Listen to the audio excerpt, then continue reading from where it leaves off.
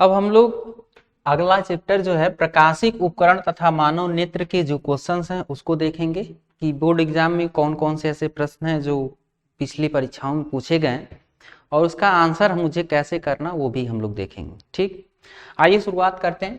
प्रकाशिक उपकरण तथा मानव नेत्र। पहला क्वेश्चन ये है कि नेत्र लेंस की प्रकृति होती है। नेत्र लेंस की पूछ रहा प्रकृति कैसी होती है। तो नेत्र लेंस की प्रकृति आपको मैं बता दूं, जो हमारी आंख के भीतर जो नेत्र लेंस होता है, कहां पर नेत्र लेंस होता है? आइरिस पर टिका हुआ होता है। नेत्र लेंस कहां टिका होता है? आइरिस पर। ये देख रहे हैं, ये यहाँ आइरिस रहता है और इसी आइरिस पर हमारा नेत्र लेंस टिका होता है और ये नेत्र लेंस उत्तल की भांति होता है। उत्तल को हम लोग अभिसारी बोलते हैं। ठीक है, जो उत्तल लेंस होता है उसे अभिसारी लेंस बोलते हैं, इसलिए नेत्र लेंस की प्रकृति भी क्या होती है? अभिसारी होती है। आगे क्वेश्चन देखते हैं। एक खगोलीय दूरदर्शी की आवर्धन क्षमता 10 है। अच्छा, खगोलीय दूरदर्शी की आवर्धन क्षमता m बराबर कितना करा? 10 है।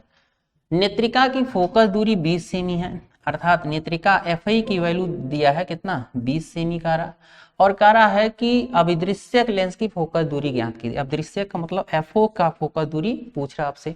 तो m बराबर होता है FO बटे FI, है ना। m बराबर होता है FO बटे FI। m की वैल्यू 10 दिया है, FO की वैल्यू पूछा जा रहा है हम लोगों से कितना होगा और FI की वैल्यू 20 है। तो हम लोगों को यहाँ पर FO जो अभिदृश्यक होगा उसकी फोकस दूरी हम लोगों को क्रॉस मल्टीप्लिकेशन से कितना प्राप्त हो जाएगी? 200 सेंटीमीटर, है ना। तो यहाँ हम लोग ऑप्शन टिक करेंगे इसको, 200 सेंटीमीटर। अगला क्वेश्चन देखते हैं। अतिलघु क्वेश्चन अर्थात छोटे प्रश्न, इनका आंसर 2 या 4 लाइन में ज्यादा से ज्यादा करके दें, बहुत बड़ा आंसर ना दें। इसमें कह रहा मानव नेत्र की समंजन क्षमता क्या होती है? समंजन क्षमता का मतलब समायोजित करना। क्या होता है कि कभी कभी हम लोग दूर की वस्तुओं को देखते हैं या नजदीक की वस्तुओं को देखते हैं, है ना। तो करते क्या, हम अपनी आंखों की वक्रता को कभी कभी वस्तुओं को देखने के लिए बड़ा या छोटा करते हैं। उस समय कर क्या रहे होते हैं कि जब हम लोग आंखों की वक्रता को बड़ा या छोटा कर रहे होते हैं तो उस समय हमारे नेत्र की वक्रता बदलने के कारण फोकस भी बदल जाता है। तो परिभाषा यही दिया जाता है कि नेत्र का फोकस को, नेत्र द्वारा फोकस को कम या अधिक करना क्या कहलाता है? समंजन, नेत्र की समंजन क्षमता कहलाती। ठीक है, ये डेफिनेशन हम लोग लिखेंगे। अगला क्वेश्चन देखते हैं। निकट दृष्टि दोष क्या है? इसके क्या कारण हो सकते हैं? इसका निवारण किस प्रकार किया जा सकता है ना। तो हम लोगों को निकट दृष्टि दोष, कारण और निवारण 3 बातें पूछ रहा है। एक चीज हम लोग ध्यान रखेंगे कि जो दृष्टि दोष होता है वही हमको दिखाई देता है, अर्थात निकट दृष्टि दोष है। ये अगर आप कॉन्सेप्ट हमेशा रखेंगे तो कभी कंफ्यूज नहीं देंगे। ठीक है, निकट दृष्टि दोष का मतलब होता है हमें निकट की वस्तुएं क्या हो रही हैं? स्पष्ट रूप से दिखाई दे रही हैं। कहीं दूर दृष्टि दोष की बात करें तो दूर की वस्तुएं हमें स्पष्ट दिखाई दे रही हैं। वहीं जरा दृष्टि दोष में दोनों दोष होते हैं, ठीक ना। और सारे नेत्र में दोष हो सकते हैं, होते हैं, है ना। वर्णांधता, अविंदुकता, है ना, और सारे भी दोष हैं, जिसमें से एक दोष है, कौन सा दोष? निकट दृष्टि दोष। पूछ रहा है क्या कारण हो सकते हैं, इसका निवारण किस प्रकार किया जा सकता है। तो निकट दृष्टि दोष जो होता है कि अभी मैंने बताया कि हमें निकट की वस्तुएं स्पष्ट दिखाई देंगी परंतु दूर की वस्तुएं स्पष्ट नहीं दिखाई देती। दरअसल मानव नेत्र के लिए 2 बिंदु बनाए गए हैं। एक होता है जब कोई स्वस्थ नेत्र होता है तो स्वस्थ नेत्र को 2 बिंदु कौन कौन से बनाए गए हैं? एक अस्पष्ट दृष्टि की न्यूनतम दूरी मानी गई है। अगर मान लीजिए अगर ये ह्यूमन आई ले लें ऐसे, चूंकि हम लोग जानते हैं ह्यूमन आई नेत्र गोले के समान एक संरचना होती है, नेत्र लेंस है ना। तो इसके अक्ष से और रेटिना से 2 बिंदु होती हैं। एक होता है निकट बिंदु, ठीक है, और एक बिंदु होता है दूर बिंदु। कोई पूछे निकट बिंदु कहाँ होता है, तो ये माना जाता है जिसे अस्पष्ट दृष्टि की न्यूनतम दूरी भी कहते हैं 25 सेमी। दूर बिंदु कहाँ होता है? अनंत पर, अर्थात बहुत दूर तक माना जाता है कि हमारे नेत्र जो है स्पष्ट रूप से देख पाते हैं। अब हम ये आपको बता दें क्यों देख पाते हैं, क्योंकि दूर से आने वाली भी प्रकाश किरण नेत्र लेंस पे पड़ने के पश्चात ये क्या होती है? रेटिना पर फोकस हो जाती है। ठीक है, रेटिना पर प्रतिबिंब बना लेती है अगर ये स्वस्थ नेत्र है। उसी तरह से निकट से भी आने वाली प्रकाश किरण जब नेत्र लेंस पर पड़ती है तो वो भी जाकर के रेटिना पर प्रतिबिंब बना लेती है। ये किसकी बात हुई? स्वस्थ नेत्र की। अब स्वस्थ नेत्र के बाद हमें ये देखना है कि दोष जो उत्पन्न होता है, दोष का मतलब ये है कि निकट का दिखाई देगा, दूर का दिखाई नहीं देगा, उसे निकट दृष्टि दोष कहते हैं। तो निकट दृष्टि दोष में मान लें अगर ये ह्यूमन आई ले लें, ठीक, इसको इस तरह से ह्यूमन आई, ये देखिए, ठीक। तो निकट दृष्टि दोष में क्या होता है कि कारण क्या होता है वो समझना। इसके दो कारण होते हैं। निकट की दृष्टि दोष में दो कारण क्या हो सकते हैं कि दोनों प्रभाव जो होते हैं ये इसके नाते होता है। किसके नाते? इसकी नेत्र लेंस की जो है, नेत्र की वक्रता या नेत्र गोले का जो व्यास है उसके बढ़ने घटने से भी दोष उत्पन्न होता है। साथ साथ यहाँ पर जो नेत्र लेंस हम लोगों ने रखा उसके भी बढ़ने और घटने से क्या होता है? नेत्र दोष होते हैं। ये मेन होते हैं, ठीक है। तो हमें ये देखना है कि दूर की वस्तुएं जब आती हैं, दूर से वस्तु से चलने वाली प्रकाश किरणें जब आकर के रेटिना पर पड़ती हैं तो निकट का दिखाई देने का अर्थ ये है कि निकट से चलने वाली प्रकाश किरणें रेटिना पर जा करके क्या करती हैं? अस्पष्ट प्रतिबिंब बना लेती हैं। किसका? निकट का। लेकिन वहीं जब दूर से प्रकाश किरणें आती, ये निकट से क्या करें? रेटिना पर अस्पष्ट प्रतिबिंब बना लेती। वहीं जब दूर से प्रकाश किरणें आती हैं तो ये आगे न जा करके पहले कहीं बिंदु पर काट देती है, रेटिना पर नहीं पहुंचती। क्या करती हैं?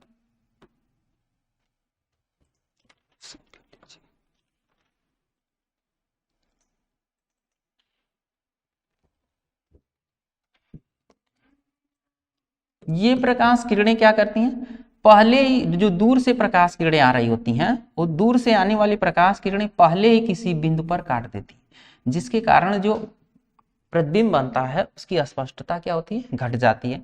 अस्पष्टता घट जाने के कारण क्या हो सकता है कि दो बातें हो सकती है कि रेटिना अपनी जगह पर रहे। पहला कारण ये होता है, लिखते हैं कि नेत्र गोले का व्यास बढ़ जाए। दूसरा कारण ये लिखते हैं नेत्र लेंस का फोकस घट जाए अर्थात वक्रता बढ़ जाए, है ना।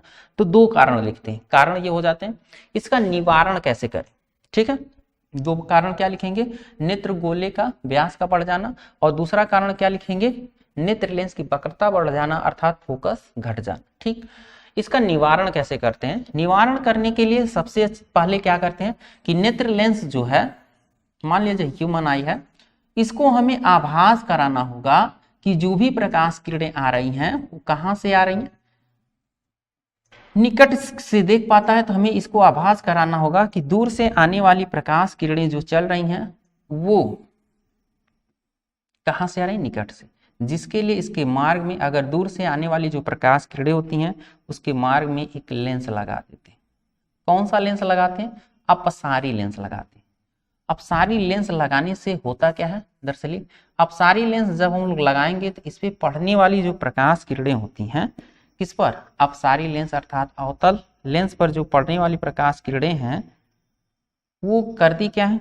देखिएगा यहाँ से, इस अवतल लेंस पर पड़ने वाली प्रकाश किरणें थोड़ा सा क्या होती हैं? अब अपसारित हो जाती हैं। अब ये अपसारित होकर के ह्यूमन आई ऐसे बनाते हैं, ऐसे नेत्र लेंस इसका ले लेते हैं, मान लेते हैं ये नेत्र लेंस है, ये ह्यूमन आई है ना, ऐसे समझते हैं। ठीक, तो होता क्या है कि अब ये जब प्रकाश किरणें ह्यूमन आई पर जाकर के पड़ती हैं, यही प्रकाश किरणें, तो अब इस नेत्र लेंस को ये आभास होता है कि ये प्रकाश किरणें निकट किसी बिंदु से आ रही। ठीक है, तो निकट किसी बिंदु से आने के कारण ये जो प्रकाश किरणें हैं रेटिना पर जाकर क्या होती हैं? फोकस हो जाती हैं, और रेटिना पर फोकस हो जाने के कारण हमें जो वस्तु होता है उसका स्पष्ट प्रतिबिंब दिखाई देने लगता है। ठीक है, इसका यही निवारण होता है। क्या उपयोग करें? अवतल लेंस। ठीक, आगे क्वेश्चन देखते हैं। खगोलीय दूरदर्शी का किरण आरेख बनाई और इसके आवर्धन क्षमता का सूत्र निर्गमित कीजिए जब अंतिम प्रतिबिंब स्पष्ट दृष्टि की न्यूनतम दूरी पर बन रहा। ठीक है, खगोलीय दूरदर्शी क्या होता है कि ऐसी दूरदर्शी हम लोग क्या करते हैं जिसकी सहायता से हम लोग अंतरिक्ष में उपस्थित अंतरिक्ष में उपस्थित खगोलीय पिंडों को स्पष्ट रूप से देखते हैं, उसे क्या बोलते हैं? खगोलीय दूरदर्शी। देखिए खगोलीय दूरदर्शी में होता क्या है, खगोलीय दूरदर्शी में हम लोग सबसे पहला काम एक अवतल दर्पण का उपयोग करते हैं। ये देखिए अवतल दर्पण है, बड़े वक्रता का एक अवतल दर्पण का उपयोग करते हैं। और अवतल दर्पण का उपयोग करने से क्या होता है कि दूर का जो प्रकाश किरण होता है, अब इस अवतल दर्पण का मान लेते हैं ये अक्ष है अगर, तो सबसे पहला काम देखिएगा, दूर से चलने वाली जो प्रकाश किरणें सबसे पहले आकर के इस अवतल दर्पण पर पड़ती हैं। मान लिया जाए या दूर से आने वाली प्रकाश किरण एक है और ये क्या करे, अवतल दर्पण पर पड़, ठीक है। जब ये अवतल दर्पण पर पड़ती है दूर से आने वाली प्रकाश किरणें, तो इन अवतल पड़ने वाले जो प्रकाश किरणें हैं, सबसे पहले हम लोग 45 डिग्री पर रखे हुए, 45 अंश के कोण पर रखे हुए एक इसी प्रकाश किरणों को एक समतल दर्पण पर डालते हैं, ठीक है। एक समतल दर्पण पर डाल लेते हैं इसको।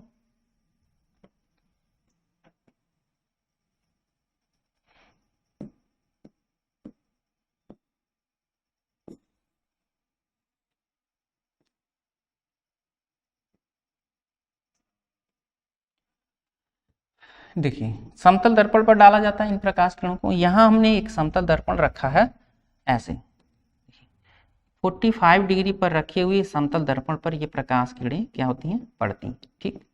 जब ये प्रकाश किरणें समतल दर्पण पर पड़ती हैं तो पड़ने के पश्चात देखिए इनके साथ क्या होता है, अब ये आगे बढ़ेंगी। समतल दर्पण पर पड़ने के पश्चात ये प्रकाश किरणें क्या होंगी, आगे बढ़ेंगी। अब जब ये आगे बढ़ती हैं कुछ इस तरह से,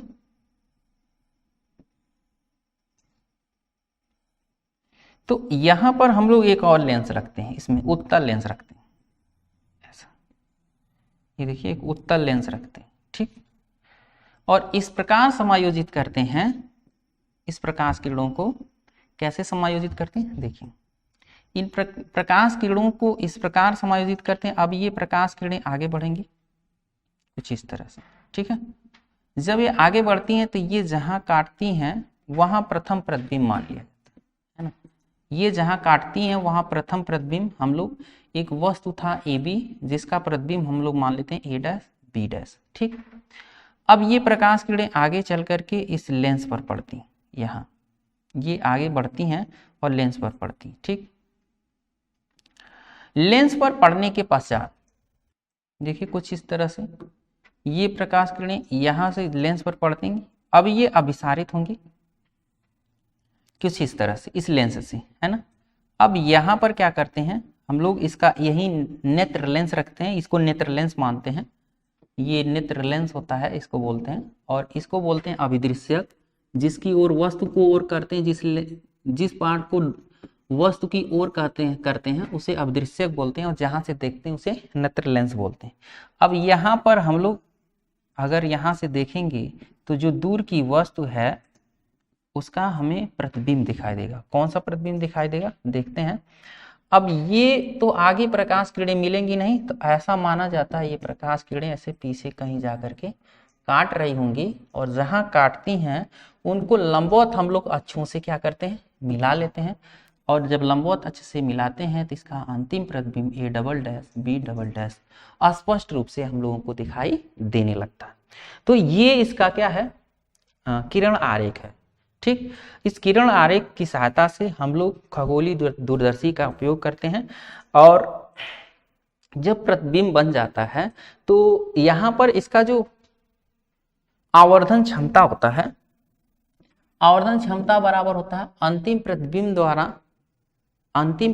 द्वारा आंख पर बना दर्शन कोण बटे वस्तु द्वारा आंख पर बना दर्शन कोण के बराबर, बीटा बटे अल्फा के बराबर होता है। और m की जो वैल्यू आती है वो होता है यहाँ पर -FO बटे FI। यहाँ पर आवर्धन क्षमता जो m की वैल्यू आती है वो आता है -FO बटे FI, ठीक है। तो हम लोग इस तरह से ये आवर्धन क्षमता का जो दिया गया फार्मूला, इस तरह से हम लोग प्रूव करेंगे, और हम लोगों को दिखाई देगा कि किस तरह से आवर्धन जो क्षमता है उसको हम लोग देख पाए। अब देखिएगा इसमें एक चीज और है, निर्गमित कीजिए, आप लिख लेंगे सूत्र को क्या, m बराबर अंतिम प्रतिबिंब द्वारा आंख पर बना दर्शन कोण बटे वस्तु द्वारा आंख पर बना दर्शन कोण। उसके बाद आप फार्मूला लिखेंगे m बराबर -FO बटे FE। FO को कहेंगे अपदृश्य की फोकस दूरी और FI को कहेंगे हम लोग नेत्रिका की फोकस दूरी है। FO अपदृश्य अर्थात ये अपदृश्य की फोकस दूरी, FI नेत्रिका की फोकस दूरी होती है। ठीक,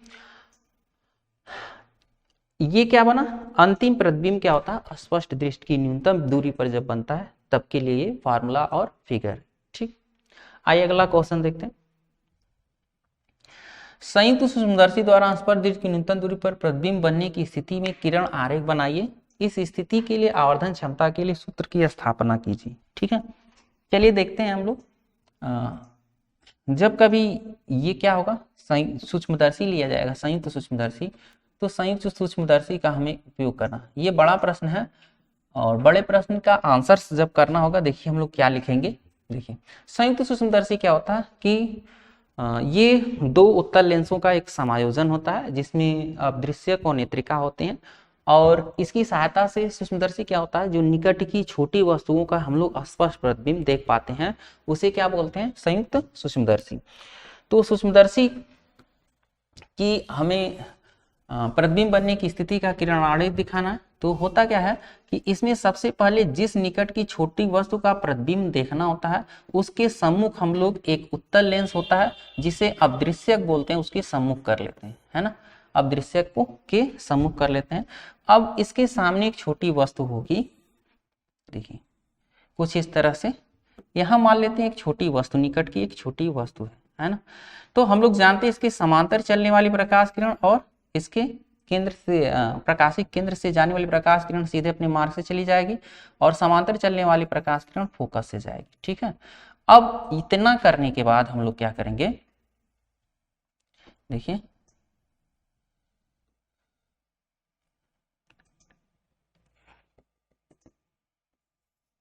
ये इस तरह से हम लोग फिगर बना लेंगे। प्रकाश किरणों का डायरेक्शन जरूर दिखाएंगे हम लोग। अब जहां ये काटेगा इसका एक पहला प्रतिबिंब बन जाएगा। हम लोग वस्तु को इस प्रकार समायोजित करेंगे जिससे ए बी वस्तु का एक प्रतिबिंब हम लोगों को क्या प्राप्त हो जाएगा, ए डैश बी डैश प्राप्त हो जाएगा। आप क्या करेंगे, हमारे इस यंत्र में एक और लेंस लगा होता है, इस लेंस को उत्तल लेंस की ही भांति ये भी होता है, इस लेंस को हम लोग नेत्रिका बोलते हैं। नेत्रिका इसलिए बोलते हैं क्योंकि इसी की सहायता से हम लोग क्या करते हैं, प्रतिबिंब देखते हैं। ठीक है, अब नेत्रिका क्या करता है, नेत्रिका को आगे पीछे खिसका करके हम लोग प्रतिबिंब ए डैश बी डैश को उसके फोकस, नेत्रिका के क्या फोकस और प्रकाशिक केंद्र के बीच में समायोजित कर लेते हैं नेत्रिका के। ठीक, जब इसके फोकस और प्रकाशिक केंद्र के बीच में समायोजित करते हैं तो ये जो प्रकाश किरणें हैं अब यहाँ नेत्रिका पर जाकर पड़ेंगी।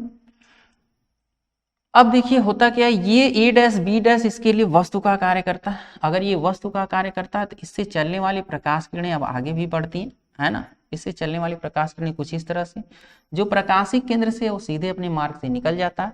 और हम लोग जानते हैं फोकस और प्रकाशिक केंद्र के बीच में जो बना प्रतिबिंब होता है उसी के जस्ट पीछे उससे बड़ा बनता है। तो हम लोग आगे ये मिलेगा नहीं तो मानते हैं पीछे कहीं आकर के ये मिलेगा। तो पीछे जहां आकर के ये मिलेगा, ये प्रकाश किरणें पीछे जहां आकर के मिलेंगे, काटेंगे, उसको हम लोग क्या करेंगे, इससे अविलंबवत मिला लेंगे और वस्तु ए बी का अंतिम प्रतिबिंब हम लोगों को A double dash B double dash मिल जाएगा। ठीक, अब इसको देखने की क्रिया क्या होती है, देखने के लिए अब ये प्रकाश किरणें जो है जब ह्यूमन आई पर जाकर पड़ेंगी, ये प्रकाश किरणें, ठीक, तो ह्यूमन आई पर पड़ने के पश्चात ये देखिए कुछ इस तरह से ह्यूमन आई पर जब ये पड़ेंगी तो इस नेत्र को आभास होगा कि ये प्रकाश किरणें यहाँ से आ रही है ना। तो हमें ये जो अंतिम प्रतिबिंब है ये इस तरह से दिखाई देगा, इसका अंतिम प्रतिबिंब दिखाई देगा। ये इसका क्या रहा, किरण आरेख रहा। और इस स्थिति के लिए आवर्धन क्षमता का सूत्र स्थापित नहीं करेंगे, आप लिख दीजिएगा। इसके आवर्धन क्षमता का सूत्र होता माइनस VO बटे UO 1 plus D by FI by D होता करेंगे D बाई FI, है ना। जहां पर हम लोग बताएंगे कि VO जो होता है, VO अदृश्यक से प्रतिबिंब की दूरी, अदृश्यक से प्रतिबिंब की दूरी होता है। युओ जो होता है वस्तु, अदृश्यक से वस्तु की दूरी, वस्तु की दूरी युओ होता है। और वहीं डी जो होता है स्पष्ट दृष्टि की न्यूनतम दूरी कहा जाता है, स्पष्ट दृष्टि की न्यूनतम दूरी। और एफ ई जो होता है, एफ आई नेत्रिका की फोकस दूरी होती है। एफ आई जो होता है नेत्रिका की फोकस दूरी होती है, एफ आई। ठीक, तो ये इंपॉर्टेंट है, ये आपके एग्जाम के लिए बहुत इंपॉर्टेंट है। इसको जितनी बातें मैंने बताया उसको आप लिखेंगे और सूत्र को लिख देंगे। ठीक, आगे देखते हैं। किसी परावर्तक दूरदर्शी का किरण पथ खींचकर उसमें प्रतिबिंब का बनना समझाइए तथा अपवर्ती की तुलना में यह क्यों उत्कृष्ट होता है। ध्यान दीजिएगा, इस 3 प्रश्न इंपॉर्टेंट होते हैं इस चैप्टर के। एक खगोलीय दूरदर्शी, एक संयुक्त सूक्ष्मदर्शी और एक होता है परावर्तक दूरदर्शी। 3 प्रश्न होते हैं जिसमें से कोई एक आता है। ठीक है, तो इसमें से तीनों प्रश्न नहीं आते हैं, कोई एक आता है। तो 2 चीजें जो मैंने बताया हो सकता है उसमें से कोई मैच कर जाए या ये वाला क्वेश्चन मैच करे। ठीक ना, केवल ये कह रहा कि किसी परावर्तक दूरदर्शी में किसी किरण पथ खींचकर उसमें प्रतिबिंब बनना समझाइए। हम आपको समझाते हैं प्रतिबिंब कैसे बनता है। देखिए, प्रतिबिंब बनाने के लिए इसमें भी बता देंगे, परावर्तक दूरदर्शी ऐसा दूरदर्शी है जिसकी सहायता से हम लोग दूर की उपस्थित वस्तुओं का स्पष्ट प्रतिबिंब देखते हैं। इसमें 2 उत्तल लेंसों का प्रयोग होता है। पहले उत्तल लेंस को हम लोग अभिदृश्यक बोलते हैं, ऑब्जेक्टिव। ठीक है, अभिदृश्यक बोलते हैं। जिस दूर की वस्तु को हमें स्पष्ट प्रतिबिंब देखना है उसके सम्मुख हम लोग अभिदृश्यक कर देते हैं। अब अभिदृश्यक को करने के पश्चात होता क्या है कि अभिदृश्यक पर दूर से आने वाली प्रकाश किरणें पड़ती हैं कुछ इस तरह से। जब इस पर अभिदृश्यक पर दूर से आने वाली प्रकाश किरणें पड़ती हैं तो पड़ने के पश्चात होता क्या है, देखिए इसका एक प्रतिबिंब बनता है। इसका दूर की उपस्थित, दूर स्थित ए डैश बी डैश वस्तु का एक प्रतिबिंब क्या बन जाता है, हम लोगों को एक प्रतिबिंब प्राप्त हो जाता है ए बी, है ना। ए बी प्रतिबिंब प्राप्त हो जाता है। अब इसके बाद एक नेत्रिका होता है जो अदृश्यक से छोटा होता है ना। नेत्रिका जो होती है वो अदृश्यक से छोटी होती है, उसका उपयोग करते हैं। और नेत्रिका को आगे पीछे खिसका करके प्रतिबिंब ए डैश बी डैश को उसके प्रकाशिक केंद्र, नेत्रिका के प्रकाशिक केंद्र और फोकस के बीच में क्या करते हैं, समायोजित कर लेते हैं। अब ये नेत्रिका के बीच में जो प्रतिबिंब है इसके लिए वस्तु का कार्य करेगा। इससे चलने वाली प्रकाश किरणें इस पर पड़ेंगी। तो पड़ने के पश्चात क्या होगा, अब देखिए पड़ने के पश्चात इनका अपवर्तन होगा। अपवर्तन की घटना में करता प्रकाशिक केंद्र से जाने वाला प्रकाश किरण सीधे अपने मार्ग से क्या होता है, निकल जाता है। और समांतर चलने वाला प्रकाश किरण जो होता है वो कहाँ से जाता है, फोकस से होकर के जाता है। इसका फोकस कहीं होगा, इस नेत्रिका का एफ इधर भी फोकस से होकर जाता है। तो ये आगे नहीं मिलेंगे, तो ऐसा माना जाता है पीछे कहीं आकर के ये मिल जाएंगे। ठीक है, ऐसा माना जाता है पीछे कहीं आकर के मिल जाएंगे। जहां मिलते हैं इसको लंबवत क्या करते हैं, मिला लेते हैं। और लंबवत मिलाने के पश्चात यही अंतिम प्रतिबिंब A double dash B double dash प्राप्त हो जाता है। ठीक है, जिसको देखने के लिए आप देखेंगे यहाँ से जो प्रकाश किरणें हैं जो चली थी ये क्या होंगी, पुनः अभिसारित होंगी। और अभिसारित होकर के जब नेत्र पर पड़ती हैं तो ये पता चलता है कि ये जो प्रकाश किरणें हैं वो इसी अंतिम प्रतिबिंब से प्राप्त होती हैं। और अंतिम प्रतिबिंब से जब प्राप्त होती हैं तो हमको ये नेत्र की सहायता से क्या होता है, नेत्र की सहायता से हम इस यंत्र में उपस्थित इस भाग द्वारा नेत्र की सहायता से अंतिम प्रतिबिंब को हम लोग देख पाते हैं। ठीक है, तो जो बातें मैंने जैसे बताया उसी तरह से हम लोगों को फिगर मैंने जैसे जैसे बनाया उसी बातों को लिखता गया। तो आप भी एक काम करें कि जब फिगर बनाए साथ साथ जो चीजें घट रही हैं उसको आप लिखते चले जाए। ठीक है, आगे क्वेश्चन देखते हैं। कहना एक निकट दृष्टि दोष वाला व्यक्ति 30 सेमी से अधिक दूरी की वस्तुओं को स्पष्ट नहीं देख सकता। है ना, निकट दृष्टि दोष है, इसका मतलब 30 पर तो देख सकता है। तो उसको अनंत पर स्थित वस्तु को देखने के लिए, देखिए होता क्या, एक चीज हमारा कॉन्सेप्ट याद रखिएगा, जहां देख पाता है वहीं प्रतिबिंब बनाना, और जहां पर नहीं देख पाता या जो वस्तु होगी वो यू होगा। मेरे कहने का मतलब यह है, जहां पर कभी भी नेत्र को कहा जाए कि देख पाता है, अर्थात हम अगर उस प्रतिबिंब अगर वहां अपना बना लें, प्रतिबिंब की स्थिति मान लें, तो नेत्र द्वारा स्पष्ट प्रतिबिंब बन जाएगा, है ना। तो यहां पर निकट दृष्टि दोष वाला व्यक्ति 30 सेमी से अधिक दूरी तो वस्तु को स्पष्ट नहीं देख सकता।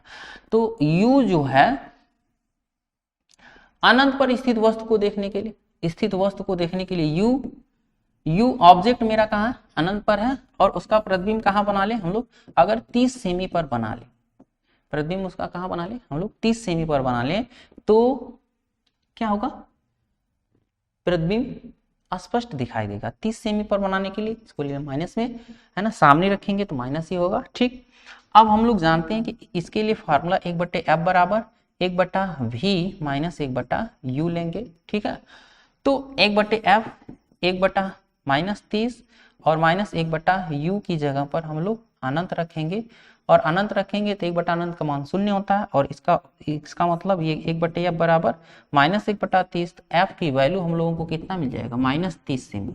ध्यान समझिएगा, कितने और फोकस दूरी का और किस प्रकार का, तो 30 सेमी फोकस दूरी का, और प्रकार जब पूछेगा तो माइनस ये कहता है कि वो जो लेंस होगा वो कैसा होगा, अवतल लेंस होगा, जो लेंस लेंगे वो कैसा लेंगे, अवतल लेंस लेंगे। ठीक है, आगे क्वेश्चन देखते हैं। निकट दृष्टि दोष किसे कहते हैं, मैंने बताया था निकट दृष्टि दोष, निकट की वस्तुओं को जब कोई व्यक्ति स्पष्ट रूप से नहीं देख पाता है, देख पाता है तथा उससे दूर की वस्तुओं को नहीं देख पाता, उससे क्या बोलते हैं, निकट दृष्टि दोष बोलते हैं।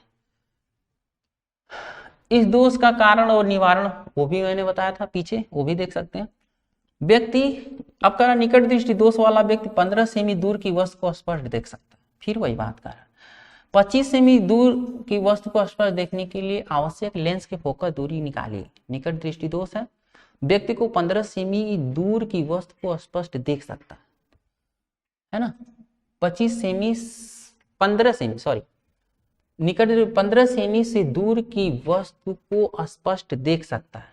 तो ध्यान समझेंगे प्रश्न को, और 25 सेमी दूरी पर वस्तु को स्पष्ट देखने की आवश्यक लेंस की फोकस दूरी निकालना। अब यहां जरूरत होता है ये जानना कि हमें 15 सेमी दूर की वस्तु को स्पष्ट देखते, इसका मतलब इसको दिखाई कहां दे रहा, जहां दिखाई दे रहा वहां पर हमें प्रतिबिंब बनाना होगा, और जिसको देखना होगा वो वस्तु होगा, ये 25 सेमी। ठीक है, और f को पूछ रहा है तो 1/f बराबर 1/v माइनस 1/u का यूज करेंगे। ठीक है, तो यहां पर अगर हम लोग रख दें 1/v 1/-15 माइनस 1/-25, माइनस माइनस से क्या होगा, प्लस हो जाएगा। तो 1/f बराबर एलसीएम इसका लिख देते हैं, 25 तियां 75, 15 25 75 माइनस 5 आ जाएगा, और 25 तियां 75 प्लस 2 आ जाएगा। ठीक, तो 1/f बराबर हम लोग की नाम -3/75 मिल जाएगा, और काटेंगे तो 3 दूना 6 3 5 15, -3 मिलेगा, और ये 75 देख लेते हैं, 15 5 75, ठीक, 3 45 चौके 60 25 75, ठीक, 5 हो गया, और 25 तियां 75, यहाँ 3 लेंगे ना।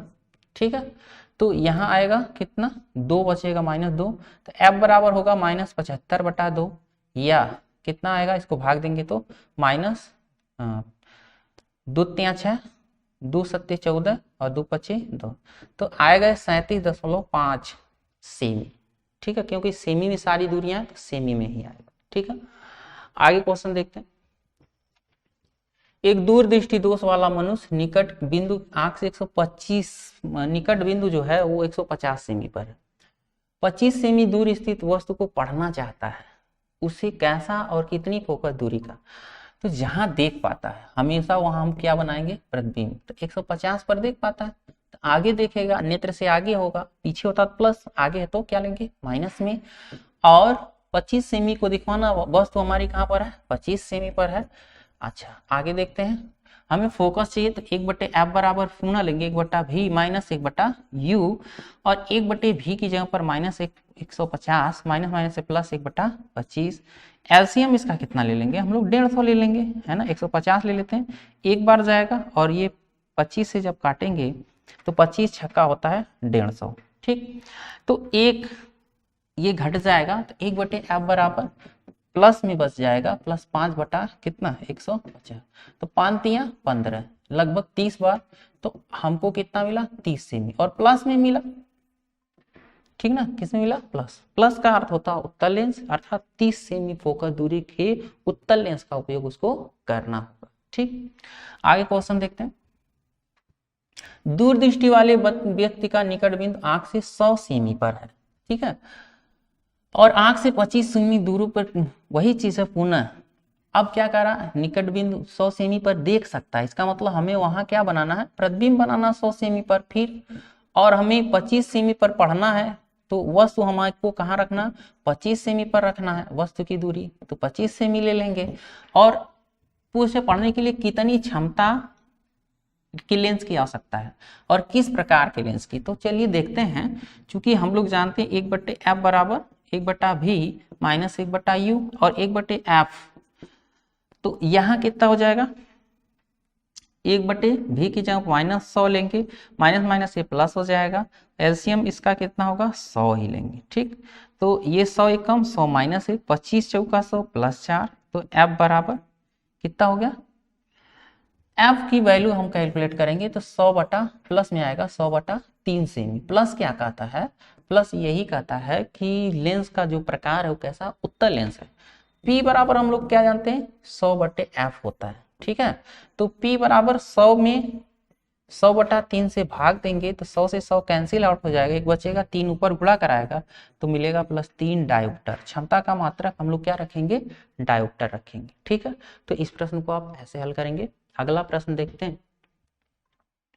खगोलीय दूरदर्शी द्वारा अंतिम प्रतिबिंब स्पष्ट दृश्य की न्यूनतम दूरी पर बनने का किरण आरेख बनाइए, ठीक है। तो खगोलीय दूरदर्शी, अभी मैंने इसके पहले खगोलीय दूरदर्शी बनाया था और उसका किरण आरेख बनाया था। एक खगोलीय दूरदर्शी की आवर्धन क्षमता m की वैल्यू कितना करा 15 है, ठीक। अब दृश्यक लेंस व नेत्रिका के बीच की दूरी अर्थात FO प्लस FI, यही यंत्र की लेंस लंबाई भी कहलाता है, वो कितना कह रहा है 80 सेमी है, ठीक है। अच्छा, और यदि दोनों लेंस उत्तल हों तो उनके अलग अलग फोकस दूरी की गणना कीजिए, अलग अलग फोकस दूरी। देखिए अब दृश्यक जो होता है, खगोलीय दूरदर्शी जो होता है, खगोलीय दूरदर्शी की आवर्धन क्षमता बराबर होता है FO/FI, और इसकी वैल्यू कितना दे रखा है उसने 15, ठीक। तो FO की वैल्यू कितना हो गया, FO की वैल्यू हो गया 15 FI हो गया, ठीक।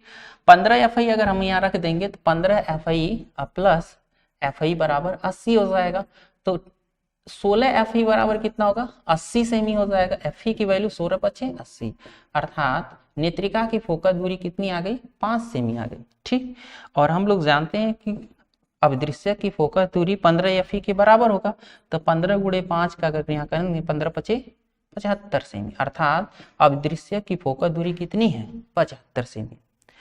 हमें आशा है कि आपको बताए गए क्वेश्चन समझ में आएंगे। अगर किसी क्वेश्चन पे डाउट है, कोई परेशानी है, तो आप जरूर कमेंट बॉक्स में लिख भेजिए, हम कमेंट के माध्यम से या वीडियो के माध्यम से आपको जरूर प्रोवाइड करेंगे कि आपको सारी समस्याओं का हल मिल सके। धन्यवाद।